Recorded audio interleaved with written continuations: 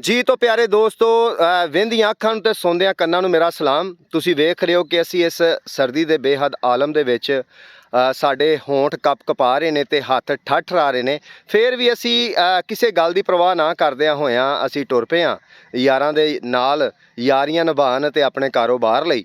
ਤੇ ਅੱਜ ਦੋਸਤੋ ਅਸੀਂ ਗਾਵਾਂ ਵੇਖਣ ਜਾ ਰਹੇ ਹਾਂ ਤੇ ਗਾਵਾਂ ਵੇਖ ਕੇ ਤੁਹਾਨੂੰ ਦੱਸਾਂਗੇ। ਵਹਿੰਦੇ ਹੋ ਨਾ, ਹੱਥ ਪੈਰ ਸਿੱਧੇ ਨਹੀਂ ਹੋ ਰਹੇ, ਲੇਕਿਨ ਕੀ ਆਂਦੇ ਨੇ, ਮਸਲਾ ਸਾਰਾ ਰੋਟੀ ਦਾ ਤੇ ਕੰਮਾਂ ਵਾਸਤੇ ਕੁਛ ਕਰਨਾ ਪੈਂਦਾ ਹੈ। ਤੇ ਫਿਰ ਵੀ ਮੋਟਰਸਾਈਕਲ ਦੇ ਵਿੱਚ ਇਸ ਠੰਡ ਨੂੰ ਤੁਸੀਂ ਤਸੱਵਰ ਕਰ ਸਕਦੇ ਹੋ ਕਿ ਕੀ ਆਲਮ ਹੁੰਦਾ ਹੈ।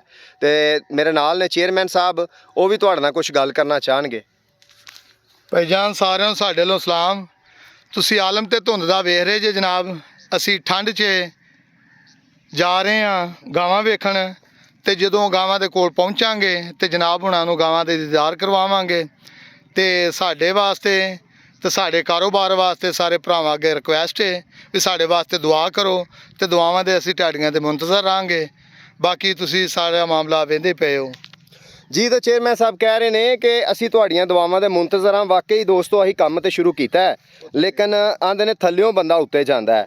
ਤੇ ਅਸੀਂ ਗਾਵਾਂ ਵੀ ਲੈ ਕੇ ਆਵਾਂਗੇ, ਤੁਹਾਨੂੰ ਵਿਖਾਵਾਂਗੇ। ਅਸੀਂ ਤੁਹਾਡੀਆਂ ਦੁਆਵਾਂ ਦੇ ਤਿੰਨੋਂ ਭਾਈ, ਤਿੰਨ ਵੀਰ, ਤਿੰਨ ਦੋਸਤ ਮੁੰਤਜ਼ਰ ਹਾਂ। ਆਪਣੀਆਂ ਦੁਆਵਾਂ ਦੇ ਵਿੱਚ ਬੇਹੱਦ ਯਾਦ ਰੱਖਿਆ ਜੇ ਤੇ ਆਪਣੇ ਆਪ ਨੂੰ ਇਸ ਸਰਦੀ ਤੋਂ ਬਚਾ ਕੇ ਰੱਖਿਆ ਜੇ। ਤੁਸੀਂ ਜਾਣਦੇ ਹੋ ਕਿ ਅਸੀਂ ਤੁਹਾਡੀਆਂ ਦੁਆਵਾਂ ਦੇ ਮੁੰਤਜ਼ਰ ਹਾਂ ਤੇ ਬੇਹੱਦ ਸਾਨੂੰ ਤੁਹਾਡੀਆਂ ਦੁਆਵਾਂ ਦੀ ਜ਼ਰੂਰਤ ਹੈ। ਥੈਂਕ ਯੂ ਸੋ ਮੱਚ। ਦੁਆਵਾਂ 'ਚ ਯਾਦ ਰੱਖਿਆ ਜੀ।